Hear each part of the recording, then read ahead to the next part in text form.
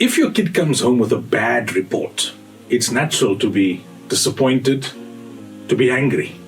And instinctively you'd want to lash out, do something drastic, either in terms of what you say to them or what you do, perhaps wanting to punish them, wanting to make them feel some pain for having disappointed you, for having fallen short of your expectations.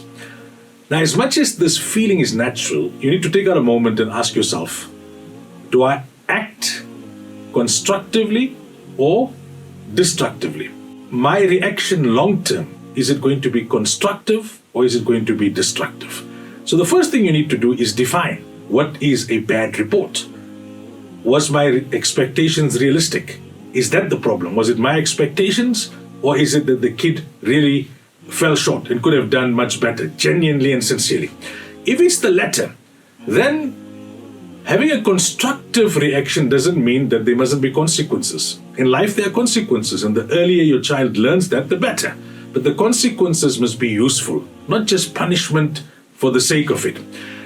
What I would suggest is have a discussion, a meaningful discussion. Listen. Let them speak, even if you don't agree with what they're saying, even if it just sounds like they're making excuses or they're very indifferent. But let them speak. Don't let them feel that you've just unilaterally concluded on something. Allow them to express themselves. Then express yourself. And after the discussion, which ought to be constructive, go through a constructive process. That, okay, I trusted you up to this particular point to do it on your own. Now you've fallen short. There are going to be consequences. There are privileges that will be taken away. There's going to be greater monitoring. There's going to be greater supervision. But do it in a way that long term, if not initially, but long term, your child realizes that this is a constructive process which is meant to help me to become better. Yes, they should feel the pinch. Yes, they should realize that they have disappointed you. But it should not make them totally rebellious. It should not make them indifferent. It should not make them fatalistic. You should find a way. It's difficult, but it's your responsibility as a parent to make them realize that I've let myself down more than anyone else.